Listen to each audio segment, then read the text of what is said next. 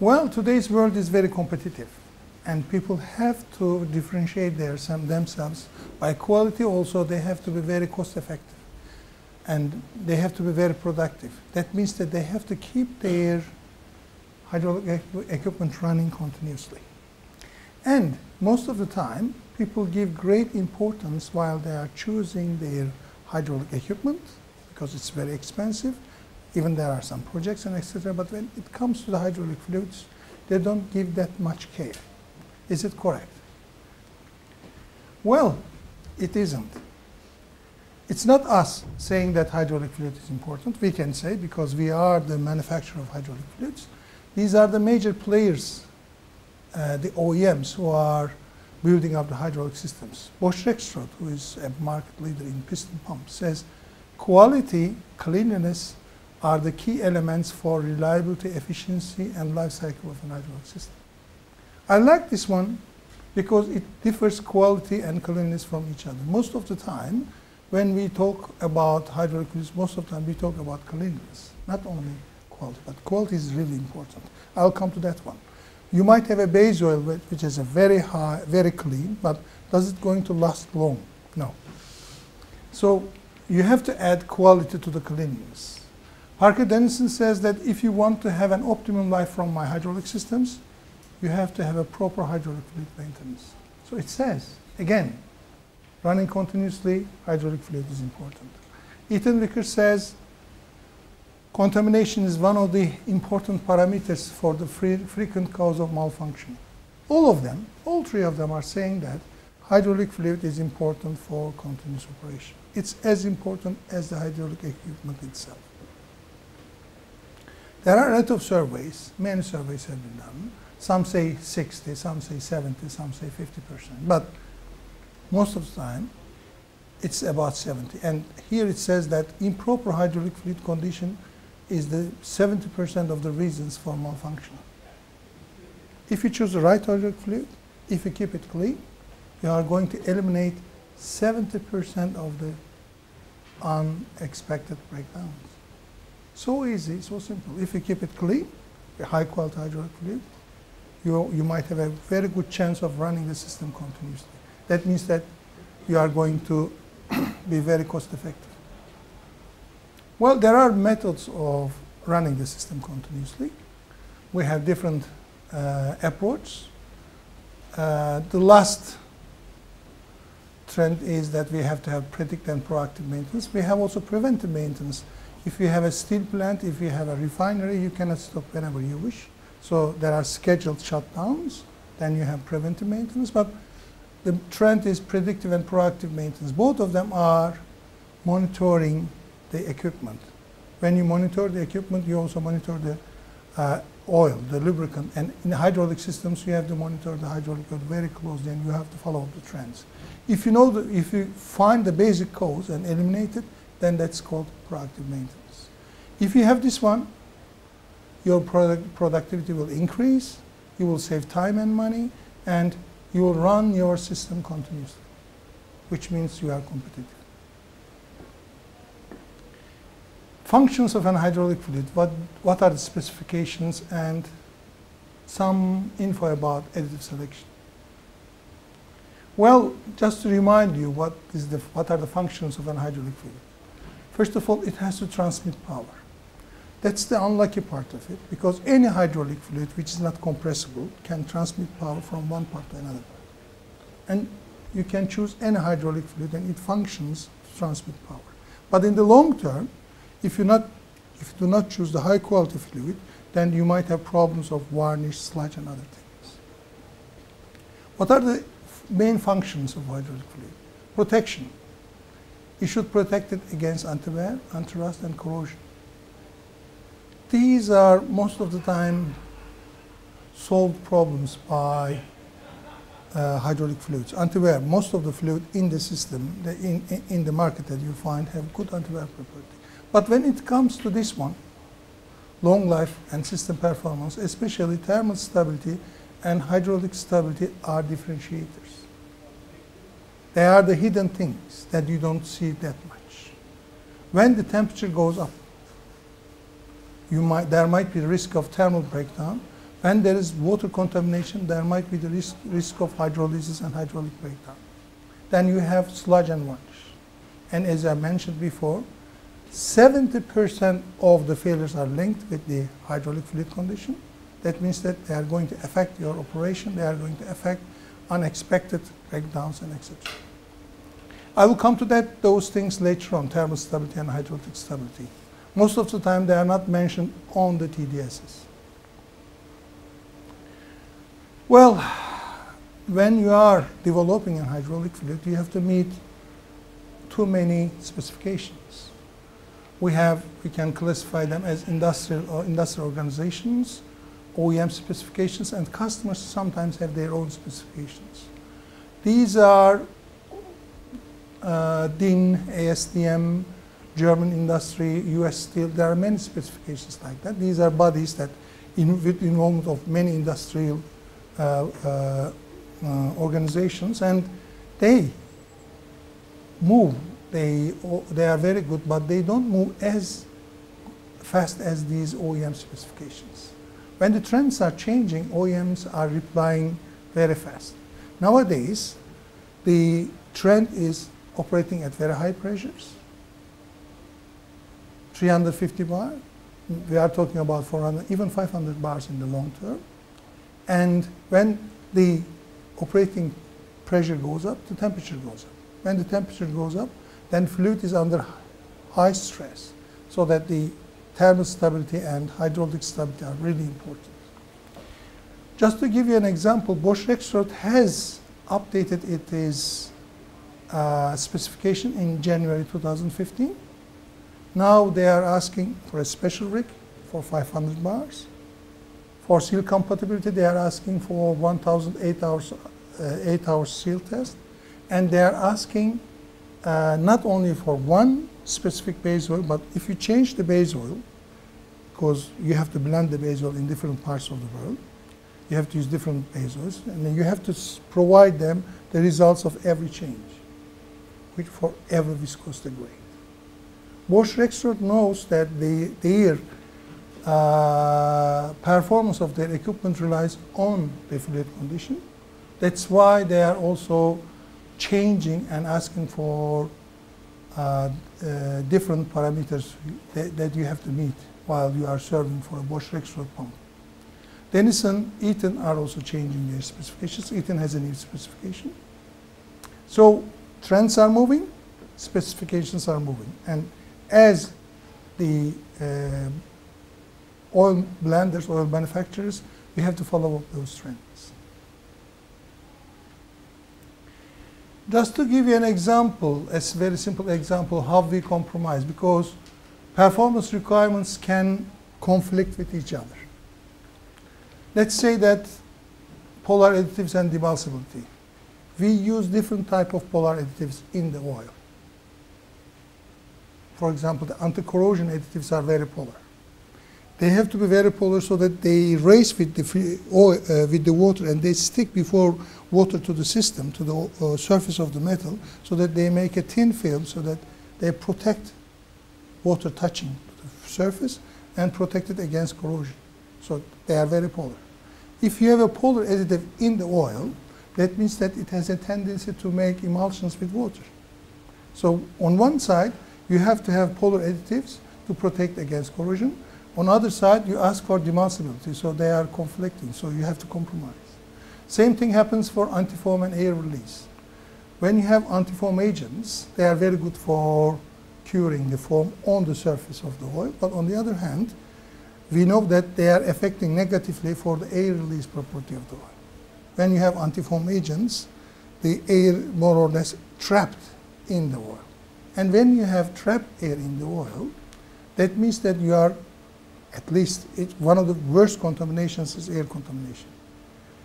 The air which is moving from the low pressure side to high pressure side have a lot of negative effects. One is it's compressible, so you have sluggish movement. Second is air has oxygen inside, so that it accelerates oxidation. And from time to time, of course, depends on the application, you might have diesel effect. I think most of you are aware of the diesel effect, which is a kind of small explosion, in a micro explosion in the oil, which changed the color of the oil and the odor of the oil.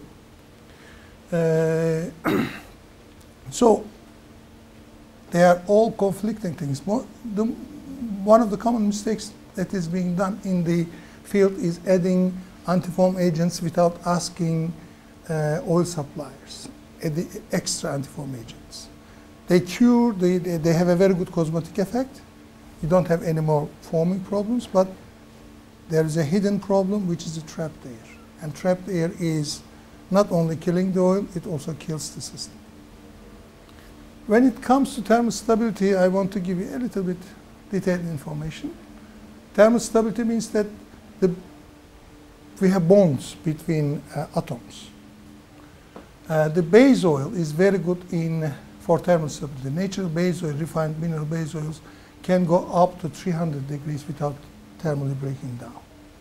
But when we move to the additives, because of their different chemical nature, they have bonds between carbon and nitrogen, they have bonds between carbon and sulfur, carbon and phosphorus, and etc.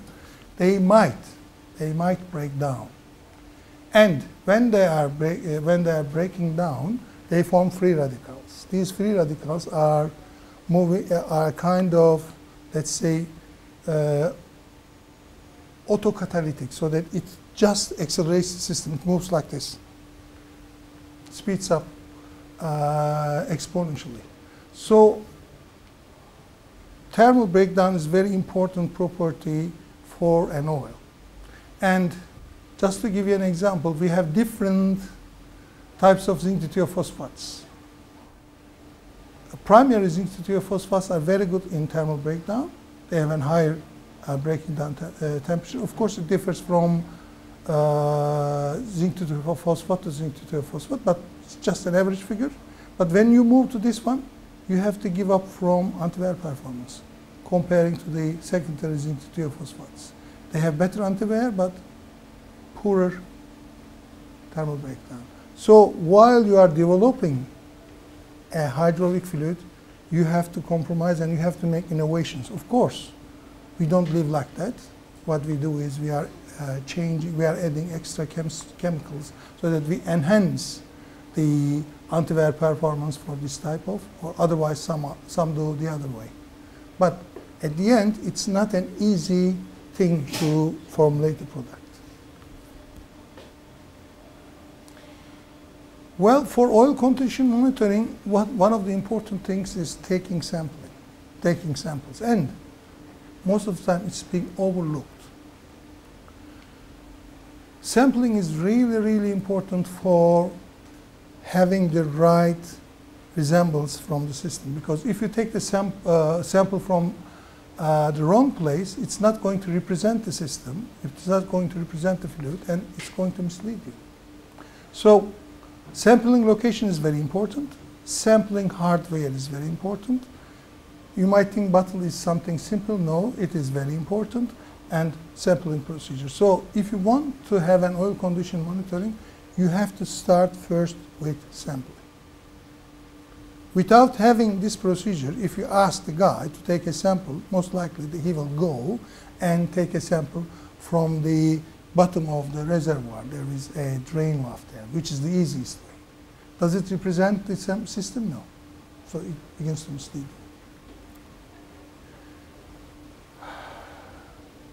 Well, the common mistakes for sampling is most of the time we sample from reservoir drains. We shouldn't do it except we have a special purpose.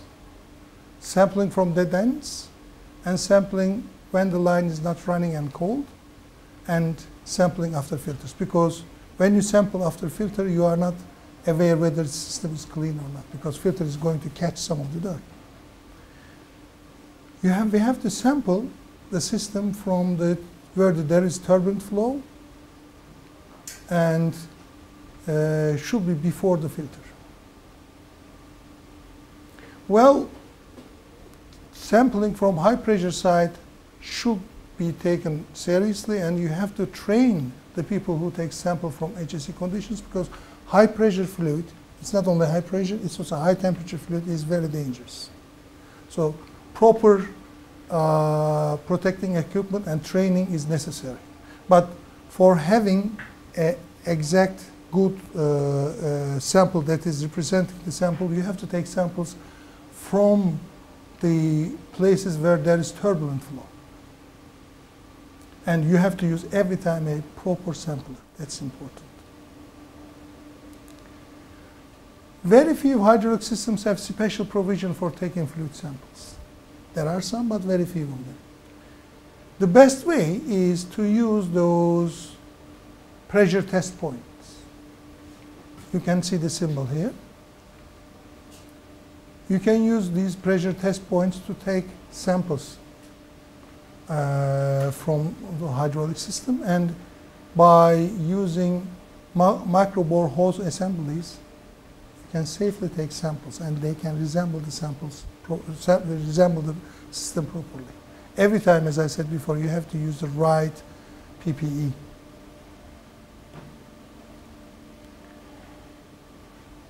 Does that mean that we shouldn't take samples from reservoirs? Yes, we can take samples from reservoirs. But we have to be very careful while we are taking samples from reservoirs. You shouldn't take samples from the very top or from very bottom. The ideal depth is 1/3 to 2/3. And you have to use this vacuum pump, and this piping should never be used twice, only once. And while you are sampling, we recommend to you to rinse the bottle at least twice to get rid of extra contamination that is coming from the bottle.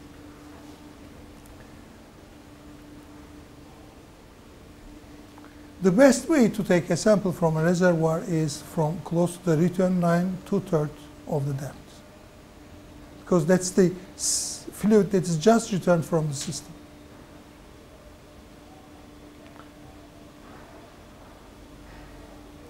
Well, especially for measuring cleanliness, we recommend to use these standard bottles, ISO 3722.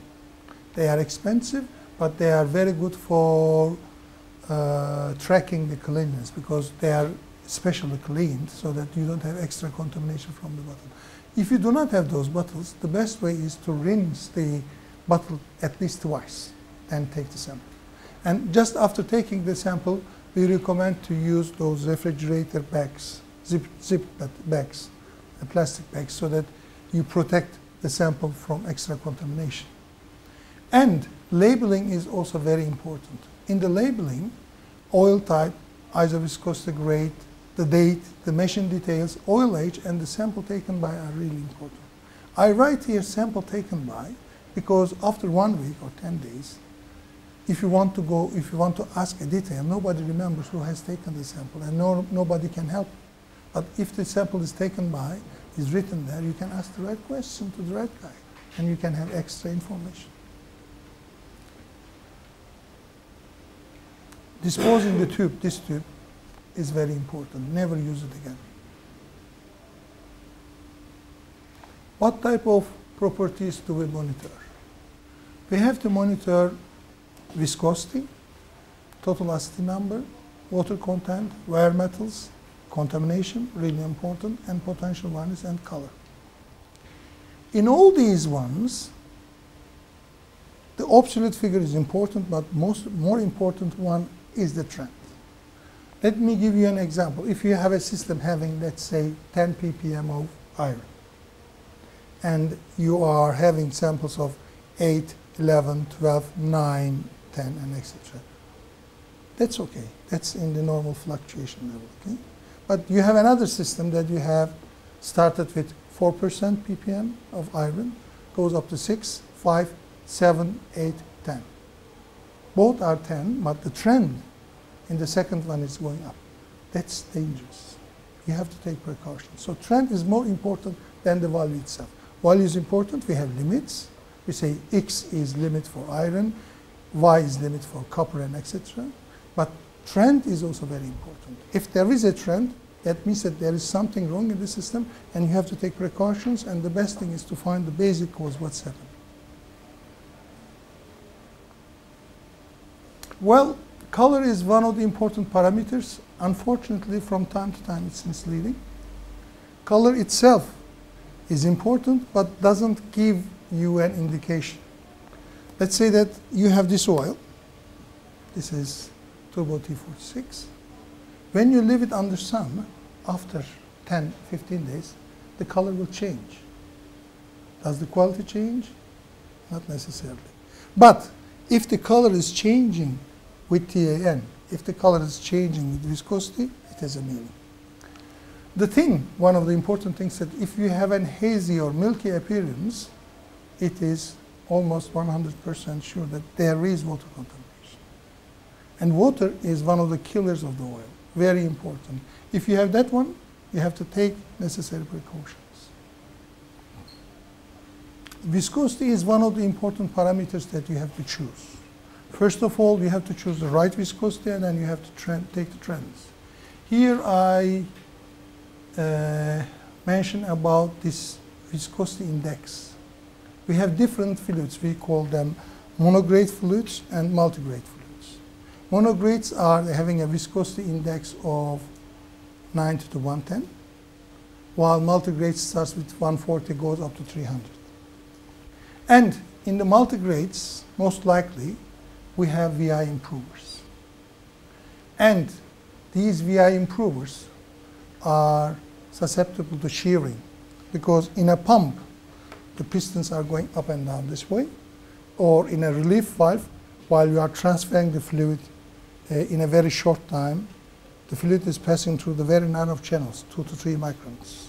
So the speed is very high, friction is high, and there's the risk of polymer shearing. We are using polymers to increase the viscosity index. There are different types of polymers. You can use bigger molecules, which have very good effect in the lab, but when it goes to the field, since they are too big, they are susceptible to shearing. You can use smaller molecules.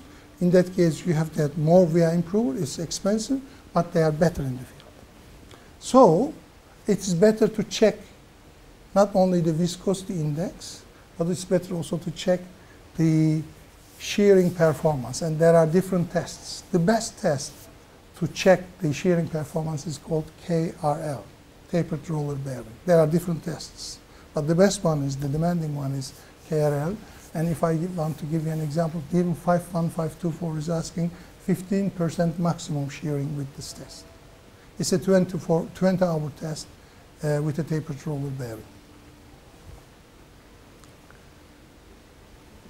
Here I say 20% up and down. The reason I say 20% is related with the ISO tolerance. ISO says that you can serve the fluid minus plus 10%. So there is a range like that. So I add extra 10%. But if you know the fluid from the beginning, let's say that you have a fluid of 46 centistokes, you measure it, then the better way is to give a limit of plus minus 10%. But if you don't know it, then you have to go with 20%, because you never know how your oil supplier, let's say, provides you the oil, whether in the 10% limit. Viscosity, most of the time when there's oxidation, has a tendency to get thicker. TN level goes with hand in hand. So when there is viscosity index, when there is viscosity thickening, you should think about oxidation. And oxidation is happening most of the time in the tank. When the temperature of the tank is over 60 degrees Celsius, oxidation starts. Before that one, there is oxidation, but very slow. After this one, it begins to accelerate. And the rule says simply, for every 10 degrees, the speed of the oxidation doubles itself. So it's exponential. It goes like this. One of the good things to keep the oil in good condition is trying to keep the temperature as low as possible. Of course, it is possible in industrial applications. We have coolers, but it's not possible in mobile applications. In mobile applications, depending on the ambient temperature, the oil can go up to 80, 85, even 90 degrees Celsius. That's why most of the time the ODI, oil drain interval, in mobile application is shorter than ODI in industrial application. Do we have low viscosities? Yes, from time to time. The main reason, if you have a high viscosity index fluid, there might be the risk of shearing of the VI improver, and you might have low viscosities. What's the risk of low viscosity? When you have low viscosity, the film thickness might not be enough to protect, to separate two parts moving from each other, and there might be the risk of touching to each other. You might ask me, what is the limit for viscosity? Of course, it depends on the pump type, but mainly it is around 10 centistokes. Some OEMs and some pump types are asking for 12. Some of them are asking for 9 centistokes, etc. But to keep in the mind, 10 centistokes might be a good limit. And if it drops below 10 centistokes, you have the risk of pump wear. And how can you check it? If you know the temperature of the oil temperature in the reservoir, if you know the viscosity and viscosity index of the oil, you can easily calculate the viscosity at that temperature. If it is below 10 centistokes, then you might have the risk of pump wear and shortening of the pump life. Of course, this is the minimum limit. For example, Bosch Rexroth recommends 60 to 36 centistokes for optimum range at full speed and full load. TAN, total acid number, is also a very important criteria to follow up. TAN means the total acid number. We have in the beginning, because of the additives, a slight TAN. It comes from the additives itself. But when the fluid begins to serve, the TAN begins to drop. In the meantime, the base oil begins to oxidize and TAN increases from this point. After some time, the TAN begins to increase. But the curve is not like that. It is just like the oxidation. It goes flat and begins to climb. Well, following up TAN and following the trends is a good thing, but does it mean everything? At the moment, we have cases that the TAN is okay, but we have potential varnish. So for that one, we recommend you to also follow up the MPC, membrane patch colorimeter, which is a test showing the potential varnish in the system. TAN is okay, but you might have a higher MPC, this type of color, 3040 or bigger 40, then if whether the TAN is okay or not, you might have the risk of potential varnish in the system. Especially with group 2 base oils, this is a problem.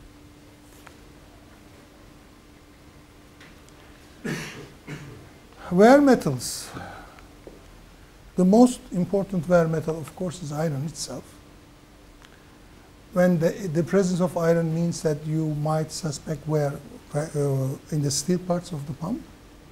Most likely it comes from the pump moving over the hydraulic motors. Sometimes it comes also from cylinders and rolling bearings, but it is important, and trend is important. Every company has its own limit, every OEM has its own limit, but trend is important. Chromium is one of the important elements that you have to track. Chromium is most likely coming from the actuators. You know, the actuators are plated with chromium.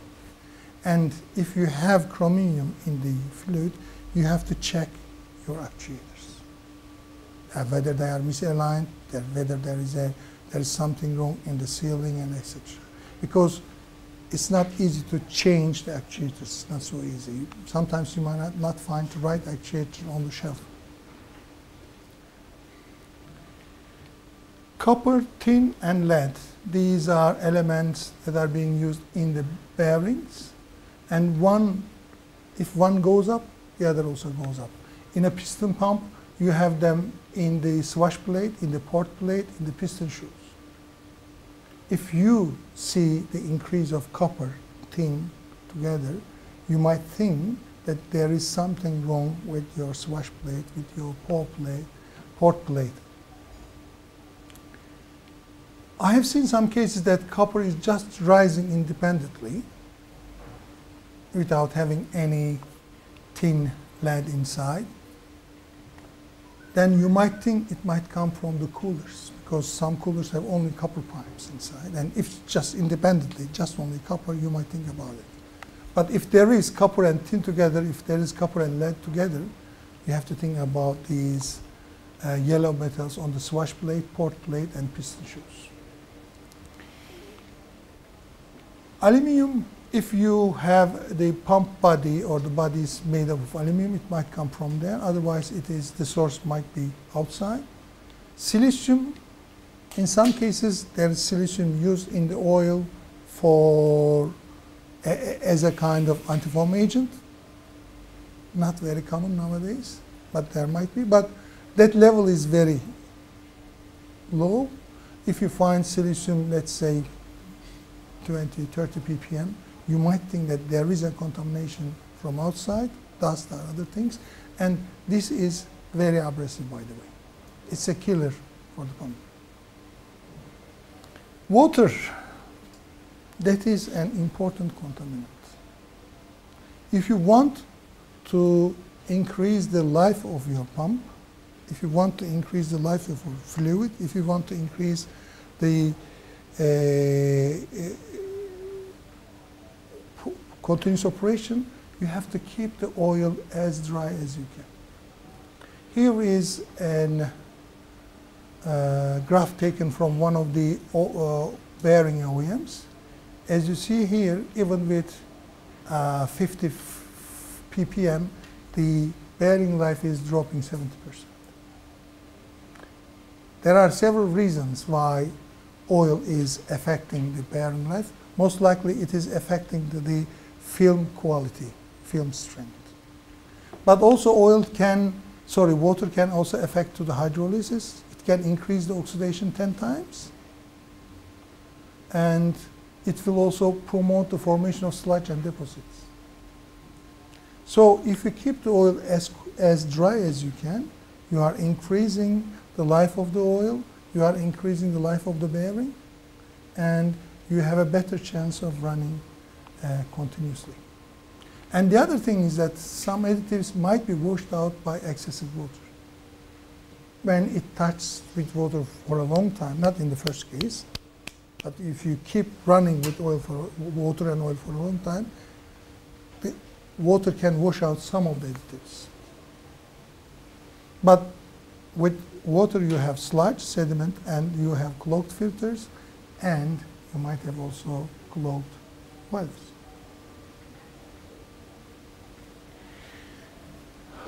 To keep the oil clean, you have to apply filters. That's obvious. But you have to be very careful while you are applying filters. For example, one of the common mistakes is this type of filter on the suction side.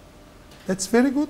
It's protecting the pump, but you have to monitor the inlet filter very closely.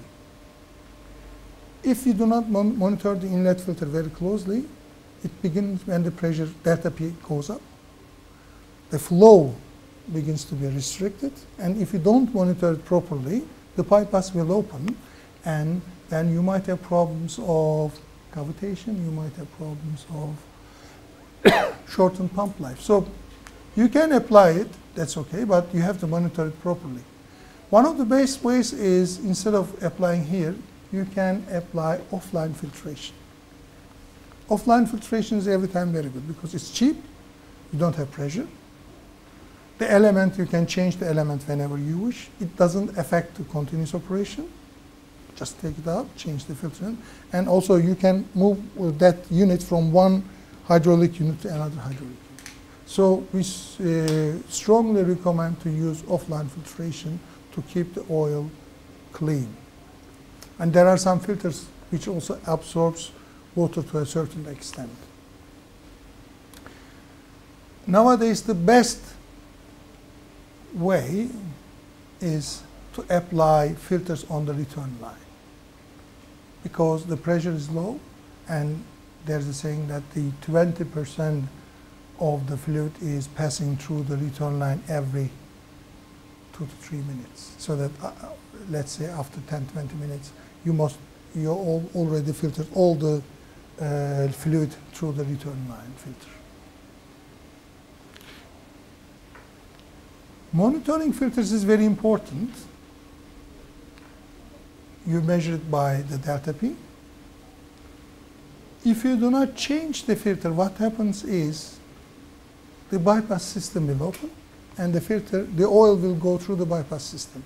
The risk is it's not filtered, okay, but the other risk is the bypass system has not enough capacity or good capacity as the filter itself.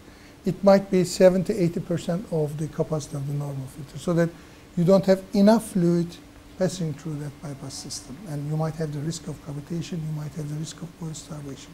So monitoring the filter and changing it on time is very important. When you have this yellow sign, you should take action very fast, because the gap between the yellow and the red sign is very short.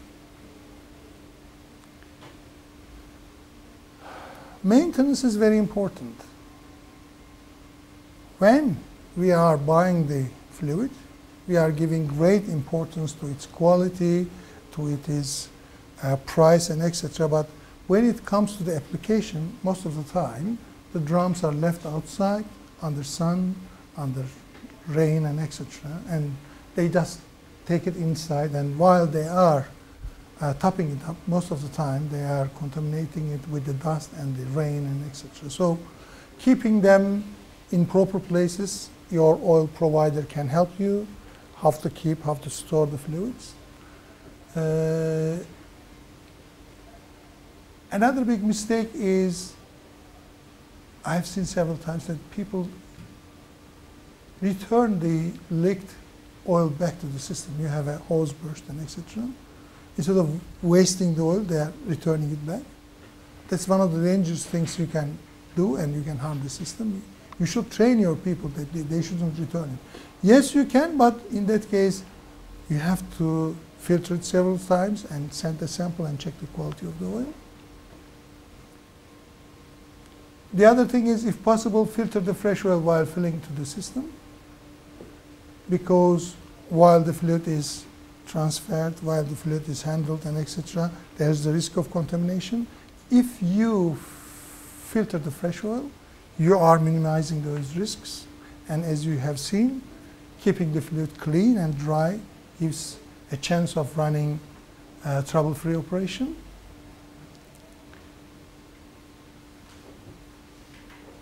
One of the things that I have seen most of the time, that the hoses, the end of the hoses are open. They are kept open. It's open to atmosphere that it might contaminate easily, so keep them closed. Something very easy and simple, cheap, but very effective.